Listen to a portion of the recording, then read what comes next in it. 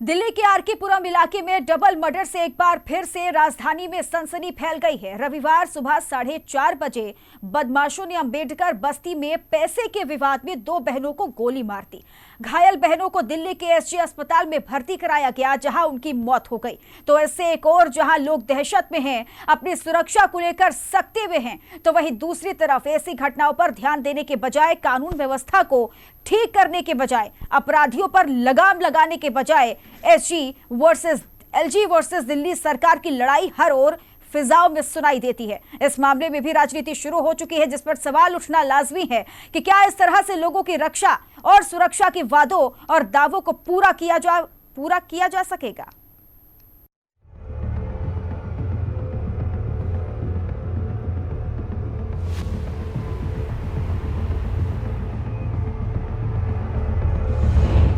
राजधानी में फिर मर्डर, क्या कर रहे अफसर? दिल्ली में अपराध पर क्यों नहीं लग रही लगाम? आखिर बदमाशों से कब तक डरते रहेंगे दिल्ली वासी? एलजी वर्सेस दिल्ली सरकार, कानून व्यवस्था पर क्यों नहीं ध्यान? देश की राजधानी में आए दिन गोलीबारी, हत्या की घटनाओं को देखते हुए ऐसा मालूम पड़ता है यहां भी लोग असुरक्षित हैं।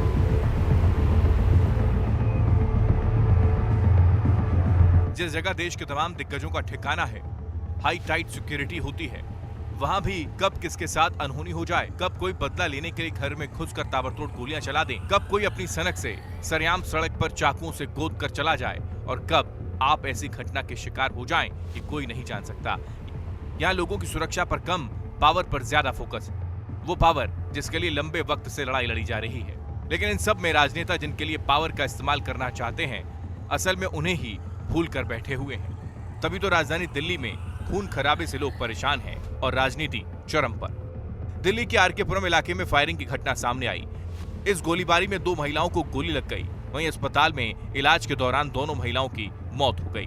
गोलीबारी की घटना आरके पुरम के अंबेडकर बस्ती इलाके की है। इस मामले में दिल्ली पुलिस ने मेन शूटर समेत दो लोगों को गिरफ्तार कर लिया है।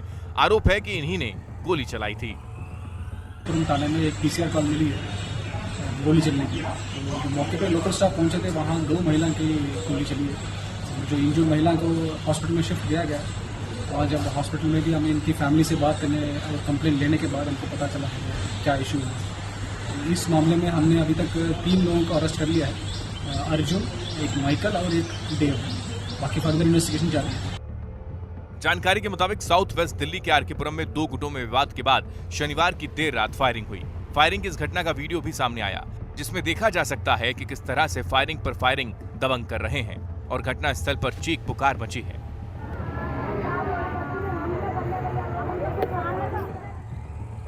साढ़े 3-4 बजे कम से कम 10-15 जने होंगे या ज्यादा ही होंगे, मैं पक्का नहीं बोल सकता, ज्यादा ही होंगे, सारे हथियार के साथ। तो मेरा भाई वहाँ खड़ा था, मैं यहाँ खड़ा था, और पूरा कम से कम हम ऐसी बात कर रहे थे जैसे जब हादसा होता कोई तो बातचीत करने लग जाते हैं। हमें ये नहीं पता था वो दोबारा भी आएंगे। तो जैसे ही वो आए, उन्होंने ना आओ करी, ना ताव करी, ना पूछ करी, ना गाछ करी, मेरे भाई पे फायरिंग करने लग गए वो। तो तुरंत ही फायरिंग करने लग गए। तुरंत ही मेरी बहन जो छोटी वाली थी वो बीच में पड़ गई, बड़ी वाली थी वो बीच में पड़ गई, वो खत्म हो गई। मेरे भाई के गोली छू के निकल गई यहाँ से। इधर मामले पर दिल्ली के मुख्यमंत्री ने ट्वीट कर घटना की निंदा करते हुए एक बार फिर से दिल्ली में बढ़ती वारदातों के लिए एलजी साहब को कटघरे में खड़ा कर दिया। दिल्ली के लोग अपने आप को बहुत असुरक्षित महसूस करने लगे हैं। जिन लोगों को दिल्ली की कानून व्यवस्था संभाली है, वो कानून व्यवस्था ठीक करने के बजाय पूरी दिल्ली सरकार पर कब्जा करने के षड्यंत्र कर रहे हैं। आज अगर दिल्ली की कानून व्यवस्था एलजी के बदले आम आदमी पार्टी की सरकार के अधीन होती तो दिल्ली सबसे सुरक्षित होती। दोनों महिलाओं के परिवारों के साथ हमारी संवेदनाएं, भगवान उनकी आत्मा को शांति दे। उधर सीएम के इस ट्वीट पर राजनीति शुरू हो गई। दिल्ली बीजेपी के सांसद मनोज तिवारी ने जहां घटना पर दुख जताया, तो मुख्यमंत्री केजरीवाल पर ही कई सवाल ताक दिए। साथ ही उन्होंने ऐसी घटनाओं के बढ़ने की वजह लोगों में बढ़ रहे चिड़चिड़ापन को बताया। उधर बीजेपी नेता हरीश खुराना ने भी घटना को निंदनीय करार देते हुए केजरीवाल पर राजनीतिक रोटियां सेकने का आरोप मढ़ दिया है। ये दो लोगों के आपसी लेन देन के झगड़े में ऐसी घटना हुई है, दुखद है। पुलिस वहाँ पे मौजूद है और जल्दी ही अपराधी को पकड़ लिया जाएगा, ऐसा मेरा विश्वास है। देखिए, इसमें मैं कुछ बोलना नहीं चाहता हूँ। ऐसी बातों पे जो लोग राजनीति करते हैं, वो जो उनका मूल जिम्मेदारी है वो तो निभाते नहीं। अभी दिल्ली में लगातार आग लग रही है, ये सब जो चीज़ें रोकी जा सकती हैं उसको रोकने की कोशिश करनी चाहिए। अब दो लोग आपस में उलझ के अगर झगड़ा कर लें तो ये तो एक मानसिकता की बात है, जो मुझे लगता है कि इस दिल्ली में बड़ी तेज़ी से ये चिड़चिड़ापन, ये ऐसी इस तरह की मानसिकता फैली है। और मुझे लगता है कि अगर अरविंद केजरीवाल जी सूक्ष्मता से इस पे सच में ध्यान देंगे तो दिल्ली में ऐसे गुस्सों का कारण क्या है, इस पे काम करना चाहिए। ये दुखद घटना है, लेकिन अब दो लोग आपस में उलझ के आपस में गोलीबारी कर लें, गोली भी आ जाती है, सब कुछ। तो ये देख रहे हैं कि वो कौन लाइसेंसी गन था या कैसे था, इसका जांच होने दीजिए, कोई भी अपराधी बचेगा नहीं। देखिए, जो घटना हुई बहुत ही दुखद है, निंदनीय है। भारतीय जनता पार्टी को भी उस पर खेद है और उस परिवार के प्रति संवेदना है। लेकिन जिस प्रकार का अरविंद केजरीवाल जी साहब का ट्वीट आया है, एक नॉर्मल आदमी जिसको थोड़ी बहुत राजनीति की समझ होगी, उसको साफ नजर आ रहा है कि अरविंद केजरीवाल जी राजनीतिक रोटियां सेकने की कोशिश कर रहे हैं। और ये कोई पहली बार नहीं है कि हर बार यही होता है कि जब अरविंद केजरीवाल जी दिल्ली के अंदर कोई घटना हो जाती है, उस पर राजनीतिक रोटियां सेकने की कोशिश करते हैं।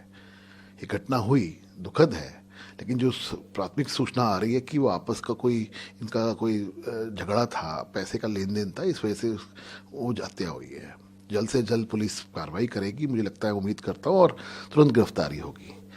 लेकिन अरविंद केजरीवाल जी स्कोर सेटल करने की कोशिश कर रहे हैं एलजी के प्रति, ये साफ नजर आ रहा है।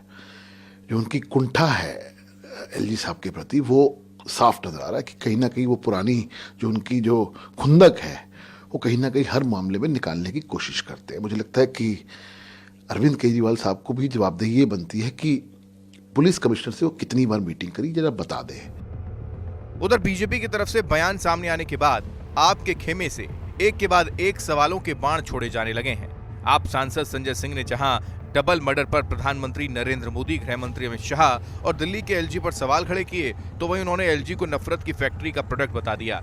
इसके अलावा मनोज झा और सौरभ भारद्वाज ने भी घटना को लेकर एलजी को आड़े हाथों लिया।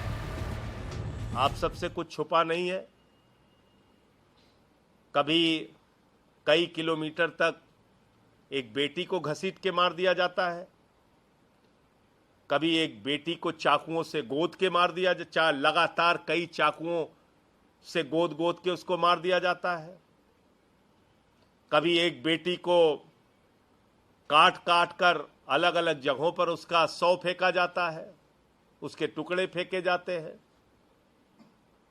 कभी गैंग वॉर होता है सड़कों पर दिल्ली के, कभी न्यायालय के अंदर हत्या होती है। यह दिल्ली की घटना है, बता रहा हूं मैं। देश की राजधानी दिल्ली, जिसकी सुरक्षा व्यवस्था प्रधानमंत्री नरेंद्र मोदी जी के हाथ में है, जिसकी सुरक्षा व्यवस्था अमित शाह जी के हाथ में है, दिल्ली के एलजी महोदय के हाथ में है, विनय कुमार सक्सेना जी के हाथ में है। उनको तो केजरीवाल से लड़ने से फुर्सत है नहीं, तो कानून व्यवस्था कब देखेंगे? वो भी नफरत की फैक्ट्री के प्रोडक्ट हैं। तो नफरत की फैक्ट्री के प्रोडक्ट जो भी होंगे, उनको कानून व्यवस्था या शांति बहाली से तो कोई मतलब है नहीं, तो उनको तो झगड़ा करना है दिल्ली सरकार से, केजरीवाल से। तो कानून व्यवस्था कब देखेंगे? आज जिस तरीके से दो बहनों की हत्या हो गई,